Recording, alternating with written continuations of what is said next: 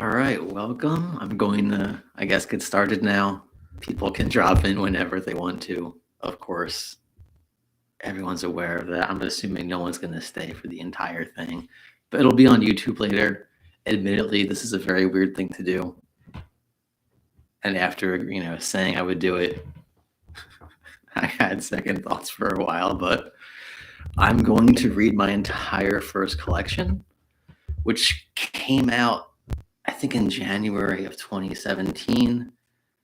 I found out it was being published, I think, in the beginning of May 2016. And all of the poems, I'm pretty sure, were written in 2015. So it's a weird time progression. And I have apparently not read this book since, I guess, maybe I was in the editing stages, like cover to cover. It's also been a while since I've picked it up, period. I've already kind of been surprised when flipping through it, things I didn't realize were in there. So this should be interesting for me as well, hopefully for all of you. And I should, off the bat, just thank Kyle McCord and Nick Courtwright at Goldwig Press for publishing this book. And I guess also Adam Crittenden, who previously had a book come out on Goldwig Press. So I bought his book, and that allowed me to send my manuscript to them for free, which is a pretty cool deal. So without Adam Crittenden publishing a book, I might not have submitted to Goldwig. I might not have this book. I definitely wouldn't have this book without Christopher Kennedy, who was my thesis advisor. And then, 2-3 years later, I sent him 90 poems with the message, "These might all be garbage. What do you think?" And he told me that he thought it could be a book, and it actually became this book. And thanks to him, I have this title, Dreams I Never Told You and Letters I Never Sent. That was Christopher Kennedy's idea. I can't take credit for that, unfortunately. I could, but not now.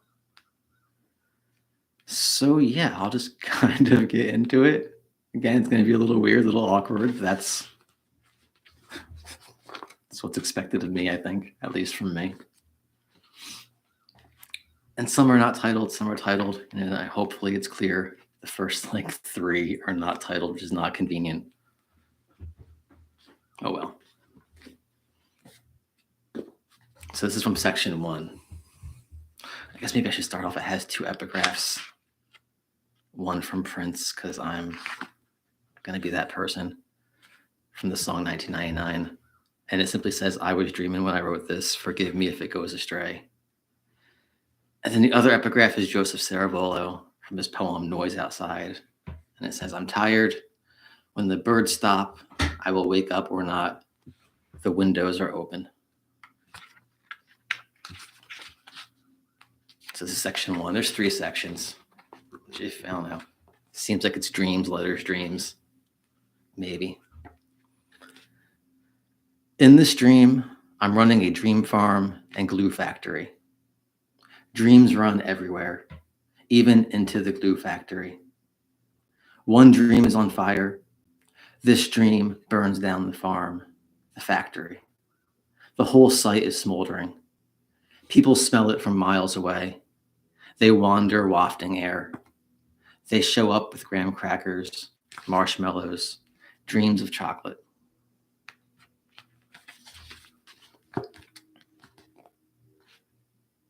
You wake into darkness, but you hear the horse. The horse is there to ground you. Without it, just the darkness, the uncertainty of the darkness, if it's around or in you. But there, that warm exhalation, in the real darkness, you can almost see it from the nostrils. There's the click of the tapping hoof, the clatter of the skeletal horse song. That song reminds you of when you fell asleep in the darkness, when you probably entered it tied to something. You reach toward the heavy breathing of a horse. You can't find it. You hear it, but you can't find it. It has to be out there. The sound is just out there, just there. Forward, forward, forward. Follow the clattering. Follow the sweet-boned voice until it's time for bed.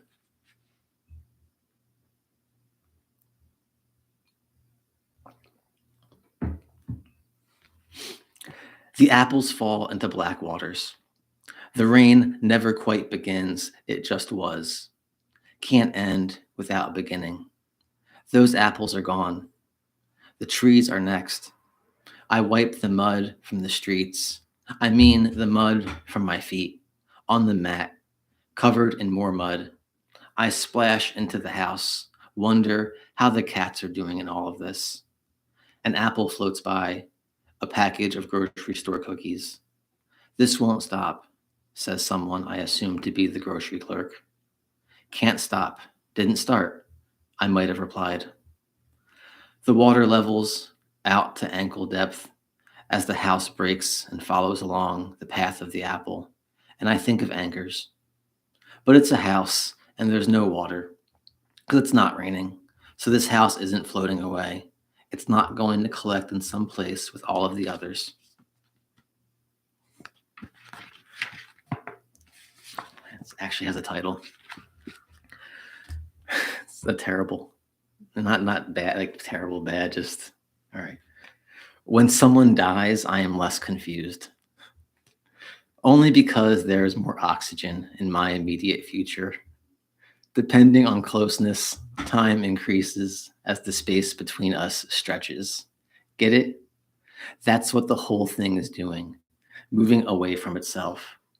Think of any cartoon where the bunny divides itself in half to get around a tree or to avoid a circular saw in a log factory.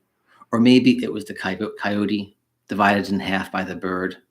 Either way, you know how it is to move away from the thing you are. You've seen how the car goes right through, or the tree passes, and then there's the meeting. But not here. That's not what would happen. If the cartoon continued, if the bunny went around the tree and came back on the other side and continued going on, living his cartoon bunny life, things would separate. The self would keep dividing as space grows. As the air increases and the bunny breathes more, both lungs on either side of a tree, either side of a saw, either side of a ray, gun, axe, roadrunner, rocket, booby trap. It's because there's less to need air, and there's more room to put it all. The bunny will be pulled away from itself, but so will the tree and everything else. And somehow that poem started with somebody dying and ended up kind of a rant about cartoon logic.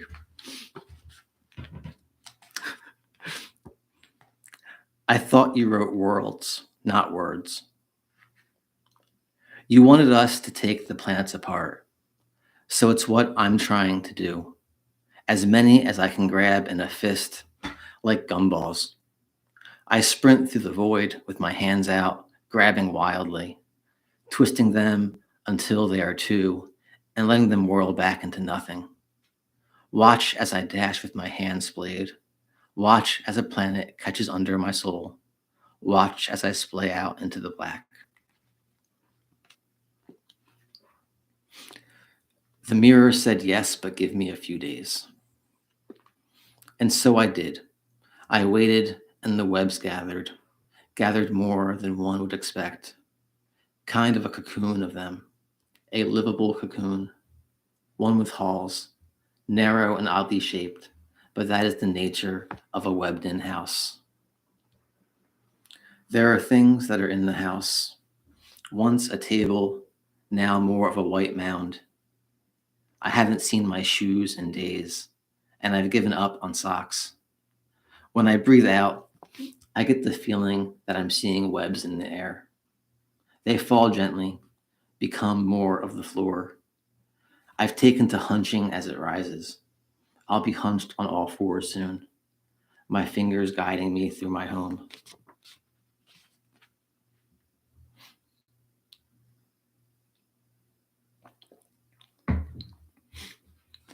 You will paint them in colors that were not there. Because there is no color for clear, just a child's sky blue crayon when trying to say this is my house, and this is the perpetual smoke from the fire we burn year round, despite the sun being out, despite the leaves on the trees in what must be a yard next to this house that is green.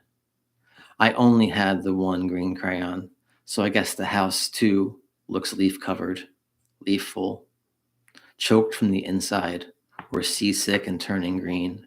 Or conversely, the tree is aluminum siding and functions as a small round house in itself.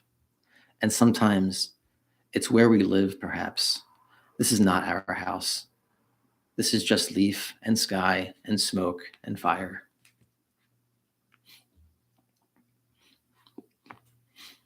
The wind calmly dies on an empty bottle.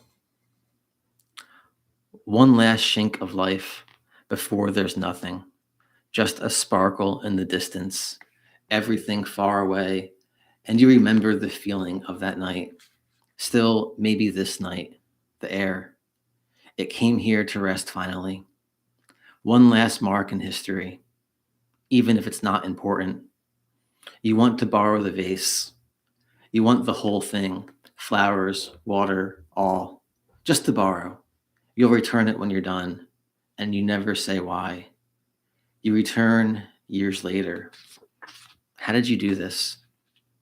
And I open my mouth, pull out more flowers and more flowers and more flowers, throwing all manner of flowers on the ground until I find a few more just like the ones from earlier, and I throw them up.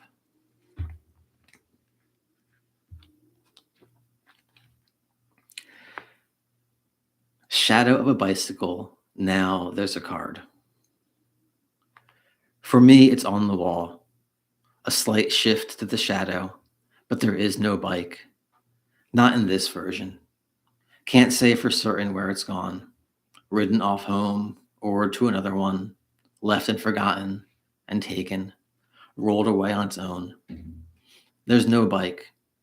The shadow, the wall is still the wall itself, solid with a shadow on it. From the deck, you deal 4 cards. 3 friends. They each turn over the usual, something red or black, a figure or some symbols.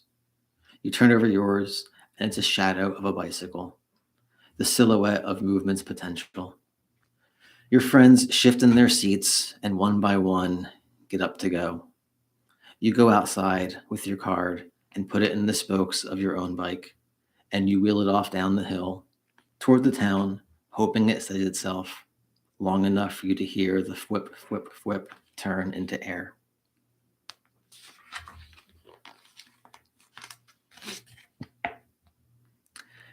This one's called Did Not So Much Live Upon This Island, which is very weird syntax. In space, you like to float. Think it's what you do out there in black excess sprinkled with light. Does it feel dark, like a closed room? Or do you know it's all out there?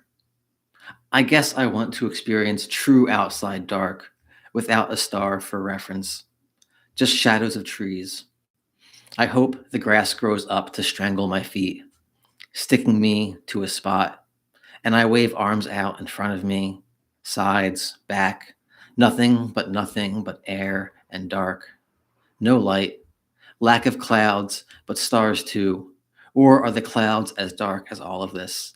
I guess the area doesn't exist now, except for my being there in it. But these are intangible, lazy things. I'm lost out here, so I'll think.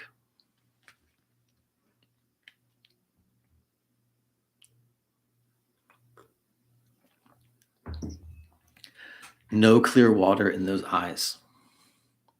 Instead, there's something murky. Pond scum or silt, clouds scuttled up by the passing of itself. It's the way disappearing works. To think of a thing that exists in itself, passes itself, reacts in and of itself, and then can disappear into itself, or forever, whichever way it wants it to be. But now I no longer remember which is which. I could break into a million pieces. I could be a lumberjack. I could plant trees. I could be a tree shepherd, a wolf in trees clothing, bark for skin, peeling off layers to the center, writing on myself or building a house out of myself, perhaps throwing myself into a fire to keep me warm. Oh, the wonderful things I could do to me if I were a tree.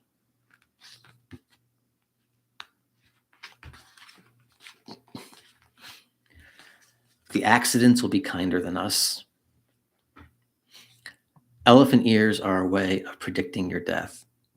Climb inside, curl into it, pull it over you, a cracked, dirt gray sleeping sack, and you count the hours you sleep. Did you dream?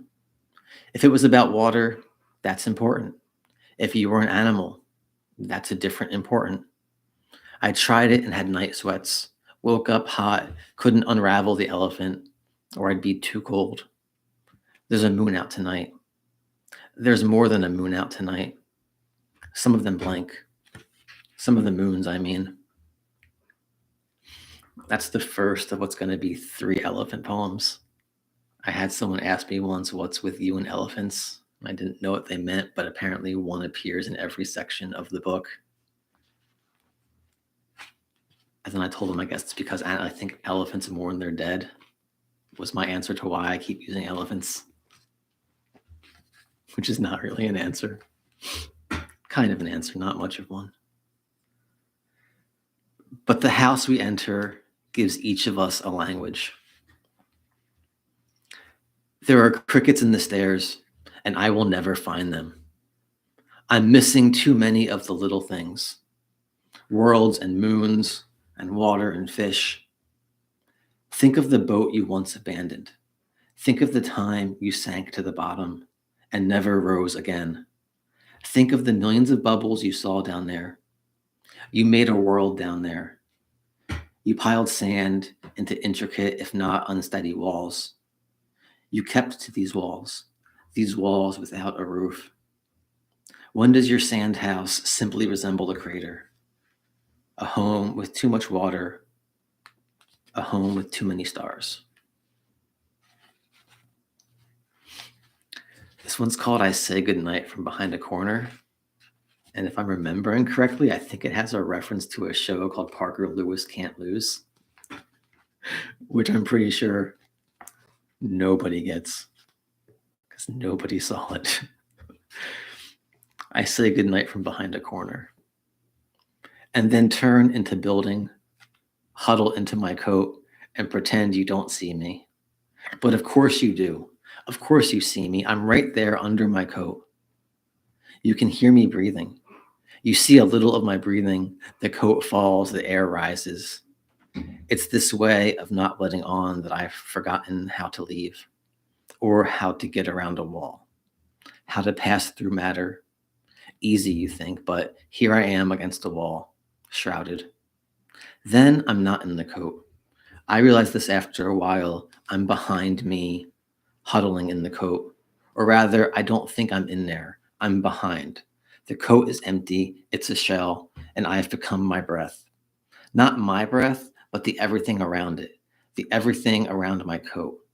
I've swallowed the coat and keep expanding.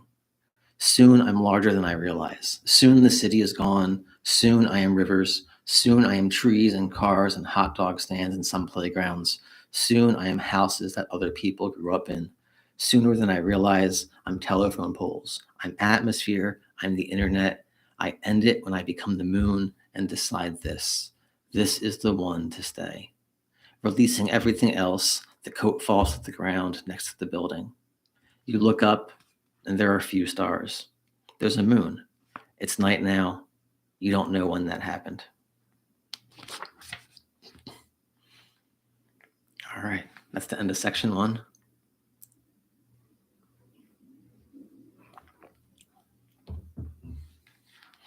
And the next section is nothing but letters, all beginning with Dear You, which was actually something I started writing, I think, in 2011, after my first year at grad school. And they were, for a while, actually addressed to specific people, responding to, I think, poems they had written. And then it kind of, over the years, became something different. And now they're all called Dear You. Dear you, when the curtain opens on the yard, the house is the background. You will wait for the hands like the rest of us. You with little choice, you are paralyzed without them. Me, I'm there too. I have the choice to move. I'm not part of your production. I wasn't innocent enough bystander until I slipped backstage. I tripped over the prop sprinkler, clunked my skull on the prop gnome, and now I'm here, in the house on the couch, wondering if I do have that choice I spoke of earlier.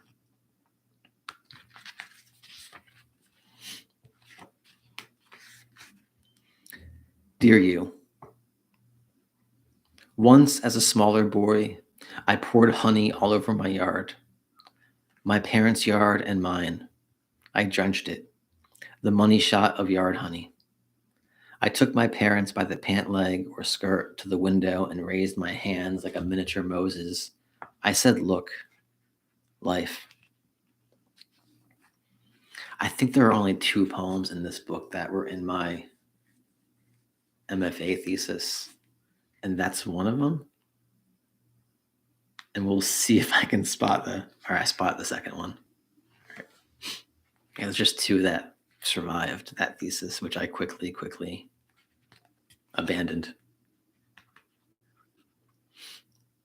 Dear you, that's the big secret no one wants us to know. Flight isn't just something the birds can do. Flight is hidden inside the birds themselves. Lightness. It's the bones. They're not hollow, as we learn in 2nd grade science. They keep this from us for a reason. But the bones of a bird are filled with sky. You have to catch the smallest ones, for their bones contain the most sky. Curious, isn't it? But you must crack the bones in one motion and quickly suck from them the sky. Then you'll float. You'll grow wings. Your bones will in turn fill with sky. Your marrow turns blue in the day, black at night. It shines with stars, swims with clouds. This can be beautiful, but it will be dangerous, as now you can never land without the weight of your body crushing the very frame that lifted you up.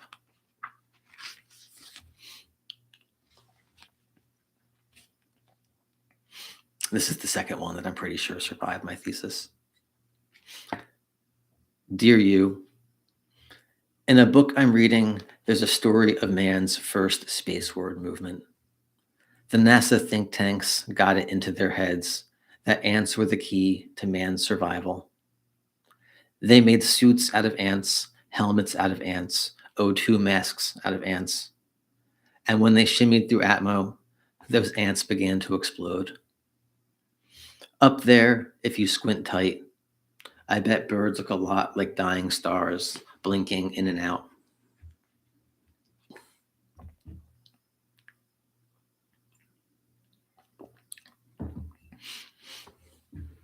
Dear you, I'm sorry about your elephant.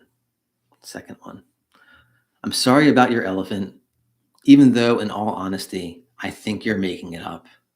I think it's all bullshit because you move so quickly from the elephant to your hand. You wanted to see this creature. You traveled so far to see this creature. Do you understand the size of an elephant? If you were there with one, did you not feel small? Did you not feel soft? To save the elephant, you have to go tit for tit and tat for tat. I saved an elephant once. I hacked off my legs and my less dominant arm and most of the forearm on the remainder. This stump pulled me ground trench to the elephant, where I made an opening in its chest big enough for part of a man. Because I was now part of a man. I crawled inside to the cardiac pocket, wound arteries around and through my meager appendages, and in a baritone, I did my best thump, thump, thump, thump. Is it working? Is the elephant still alive?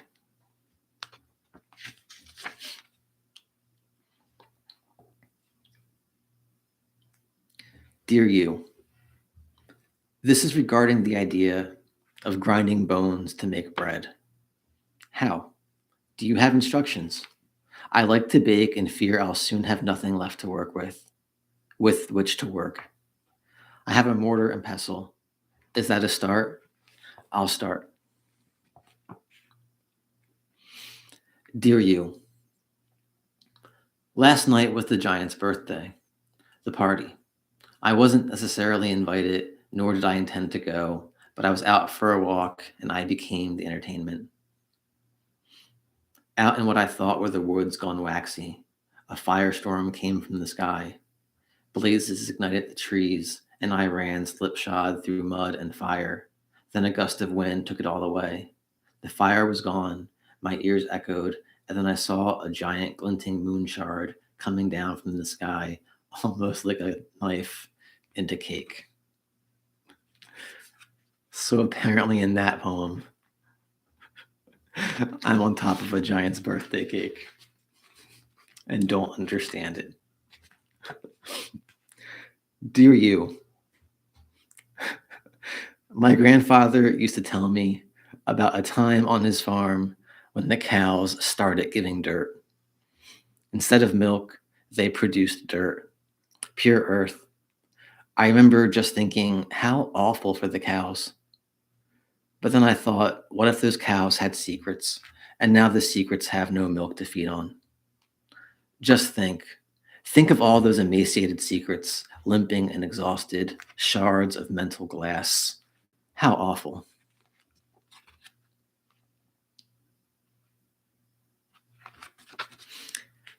Dear you, it's a circular cloud in your vision, something perfect, but being pulled apart.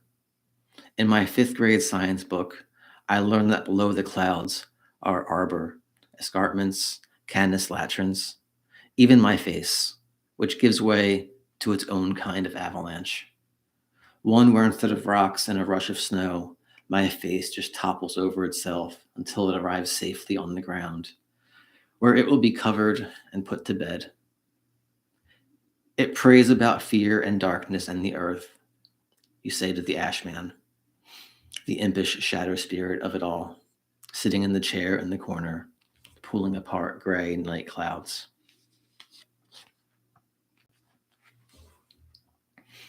Dear you, today I purchased new eyes in the antique shop. They allow me to look back through myself. They allow me to look back through everything. I write this letter with bone. I sit in the soft blades of dirt and stone. I can almost feel my stomach lurch toward my chest when I realize my hands are both there and not there, both holding the paper and letting the wind take it. But my stomach and chest are experiencing the same uncertain reality. Wherever these eyes are showing me, I just see wind and faint phantoms of everything I'm going to do or everything I've already done.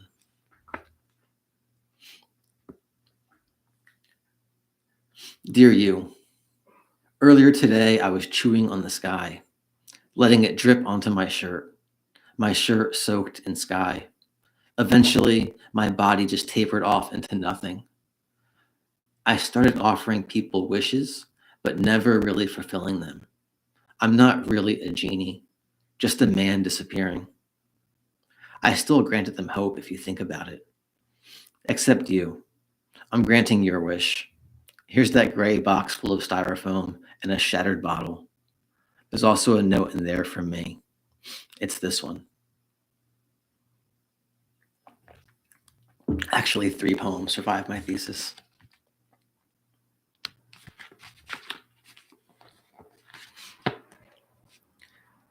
Dear you, this is the way puppets come to be. It's not always interesting. Bits of wood, some felt, strings, and it's happening. But there are those bullish puppets where wood won't do. These are the puppets that have mannequin dreams. They want that full self-power and the chance to regard things as lower than them. They will slouch in theater shadows, a lit match burning down to their fingers. They absorb it, thinking someday their hollow face will appear on the newsstand surrounded by friends. I feel like there's a whole lot of puppetry happening in my head in 2015. Can't explain that too much. Dear you, it can't be said this carpet had intent to peel up this way. There's cement below it, seemingly cave-like, and I've come to trace crude creatures more and more on your face and body. I bestow upon you a history, part make-believe, the other part is my brain racked in torchlight. The rest of me is coming off, forming a thin film over everything in this cave, even sound. The snores of what I've come to find as my inspiration, a bear. When I peel back its fur, there's not bear beneath but wood. A large boat I climb into as I scratch waves into you and flood the cave. I lay down in the boat and trace raw voyagers onto you. This isn't art. This is a boat that was a bear that came out of a cave and is slowly sailing beyond. I feel like the you in that case was the cave. Maybe. Is it bad that I'm not sure? Dear you, I thought you said this is bread humor, and I left for the corner store to see if you were lying. I was killing in the aisle. Then I took a few slices out for drinks. It was raining, and I quickly lost them. I mean, lost them like a doctor pounding a chest and yelling clear. I haven't been funny since. I have dreams I'm getting warmer. I'm getting too warm. Suddenly, I'm dried up and burnt, and I'm being thrown to the pigs.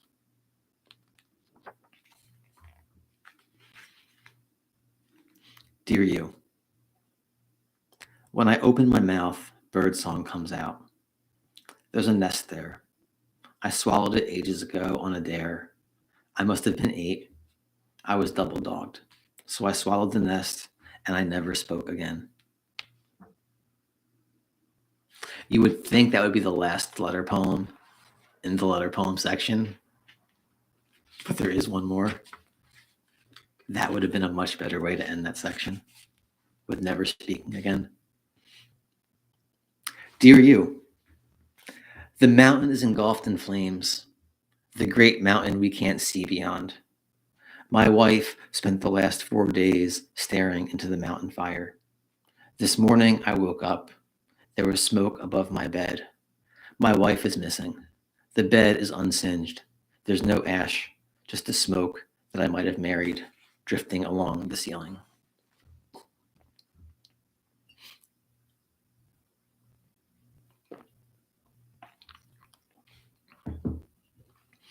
All right, I'm getting through this a lot faster than I imagined. All right. We're on to section 3, the last section.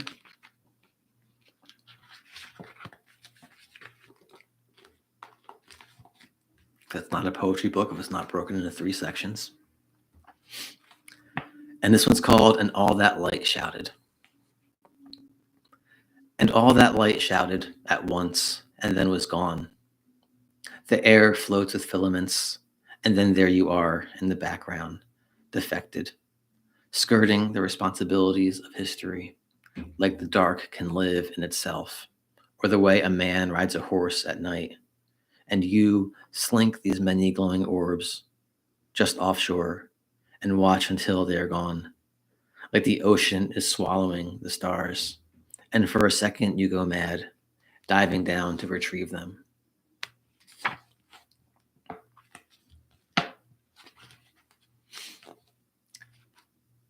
This one's called Drifting Like Spirits, and very obnoxiously, I have a sequel poem in my new manuscript, which I would love to find a home for.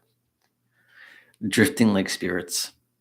We have a natural tendency towards drift, and we open the windows and doors of the house and float right through. The front door comes and the back door goes. We lose ourselves really far away from home. There are ways to sink. You develop them with rocks and pockets, but you go from drift to drag. Example, The boat is leaving. The people are happy and wave, but then the boat's on land and they have to stay. Unfinished spirit hand. My hand fell off in my head. I took my wrist for granted. Never again. Now we all know the dangers behind the brain. Botany is a success, a way of disallowing death access, but that's getting too baldly philosophic. I made a new hand out of spirits I plucked from the airs. This hand glowed, hearts in it beating until I lost track of my own. This hand can touch hot rails, moves through the faces it tries to remember precisely. It looks like fireflies or moths or particles or constellations that got too clustered. Where did you go, little ghost? Where are you? Washing my hand in a stream, it dissipates from within, becomes more hollow, not. And this one's called Farm Arms. I got my arms stuck in the soil at the farm, leaning too far forward. I was sucked down toward the ground. I'm not positive what is taking root. Only the rest of me spends my time in this groove between rows of vegetables in the metallic shade and sun of this tractor. In time, there will have to be something to harvest. Children will tell stories about the plant man living in the field. This is how they will trick one another into being good. This is how I will become forgotten and remembered. This version, the children made me out of words, and the real me are disappearing into the darkness of towering crops. No time for night. This is the thought that will keep me whole, more or less. And when time comes around, the sky will not allow room for birds and what they want. That's truth in time, forward and back. See something, say something. A void that's falling into itself. Become the queen of nothing. Swim into air. Doors look admiringly on you. You swore there'd be no weather today, but there is.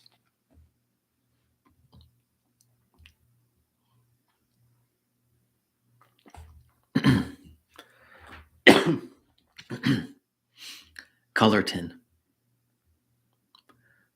On the table, I've placed some items. They all fit into the small tin I carry. It's not important that I tell you what the items are. Let's just say they are colors that came too late to this world. I've had them all my life, ever since I first left that oak ship. Things were grayer then, they are now. The oak was by a lake, and the lake was gray. I found the tin at the lake bottom. Now that's where I sit, opening and closing the tin, arranging and rearranging the colors on this large, flat rock that I call the table. A man and a bear wait for the mail. The day begins to open into morning. The world is a trance. There's a man, he's hoping for a newspaper. There's a bear, he's hoping for a fish. In the mail that day, they will both learn their brothers are dead. The morning is closing in on the array of colors that drip into this day. The tan of a fence, the red of a chimney, the dull gray of ropes. The man pretends to not see the letter, the bear, yet. He takes one step into air, curling his body into the sky. The bear sees this too. Your childhood on the phone. Your childhood is on the phone calling again. The cord trips through mounds you built on the shore, steps from the water, hoping for a moat. You can't help but slip back into this time. There was a building leading up to the shore. In this building, you were expected to change. We got there in the mornings, and by the early afternoon, it was lunch and games for a quarter. I'm standing in the laundromat at a claw machine trying to get a stuffed elephant for us. I don't lose, I win every time. There's probably a camera somewhere here. Every triumph, every tumbling stuffed victory recorded. In my memory now, this tape is playing away and away into the dawn. It's a fanciful notion, freeing all these creatures from their glass box with a metal claw, a metal selection. I arrange them in a circle and we have tea. I'm 30 years old. I pass the sugar. The elephants reach for it.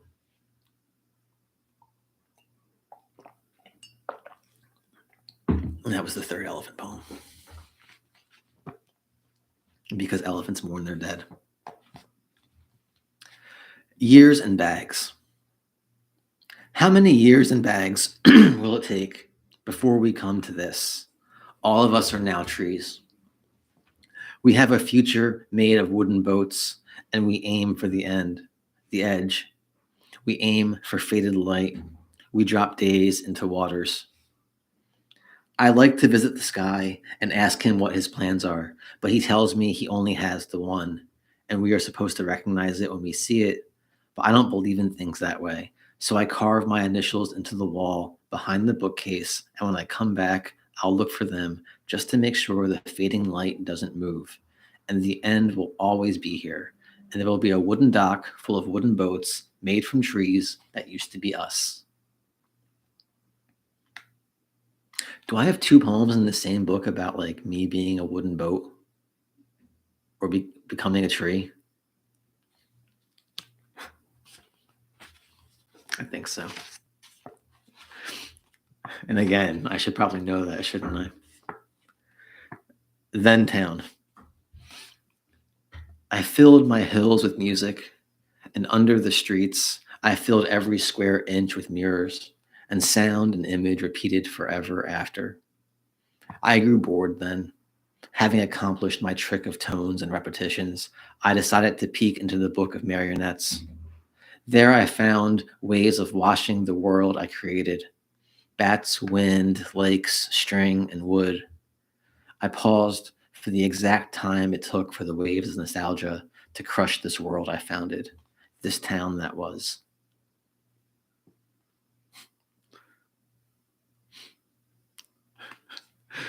My head is now an aquarium. When they moved into my house, they showed me what a wonderful aquarium my skull could be. A spot was cut for me in the wall so I would be unobtrusive, part of the decor, and the people took turns sliding me out of the wall a few inches, feeding the fish. They threw parties, and the guests were told to not tap on the glass. My face is now glass. This is what I do now. I house fish. It got to a point where I took a certain pride in my position. My ego grew large, and soon schools could be seen in the deepest reaches of my skull. There were trenches that, at best, someone in an old 1800s copper helmet might skim the surface of. Not so much diving, but falling, aiming for the darkest parts, bubbles suspended behind him during his fall.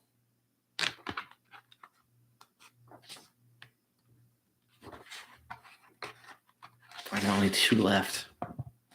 I told you it's a really short book.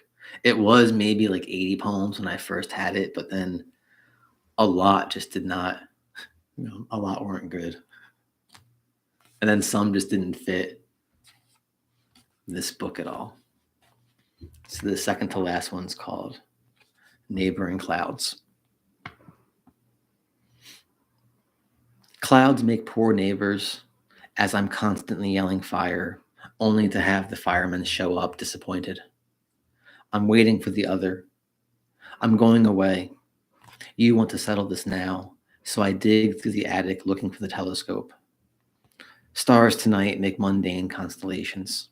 The settee, the ladle, the German shepherd. I find one close to me, very near, and I hold my hand out for fun. These things, they burn. This is why things crash into the land and call themselves at home. As they explode ahead of their own being, I wake up in a room, looking over. The sky is in a chair, stone-faced, all of it night, day, storm clear, shimmered or blue. And therein, nobody knows that when I start yelling fire, I'm really yelling for light. I'm yelling back into drifting smoke.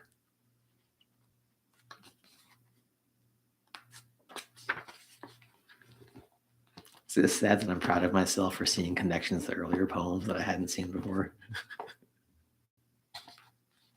It's a little bit sad. Here's the last poem in this book. Thank you all for listening to me do this really obnoxious reading of 43 poems in a row. I really appreciate it. This last one's called We Form a Single Word. We empty ourselves into homes. It's an effort to travel. And when we do, we're lost in trees. There's light looking for us. All it finds is the smoke of where we've been, a past place. We sink into water to grow smaller. All of those bubbles are the lucky ones. We creep along, slow-moving sand, skeletons of men. We always forget there were others, and each of them had their own methods for being saved. All right, that's the final poem in Dreams I Never Told You and Letters I Never Sent. Again, thank you all for listening. And I don't know, maybe I'll do something obnoxious like this again when I have another book, hopefully. All right, thank you all. And I guess enjoy the rest of your Sunday. It only took an hour. I was worried I'd be reading for 2 hours. Clearly, I don't understand how long it takes to read a poem. All right, see you.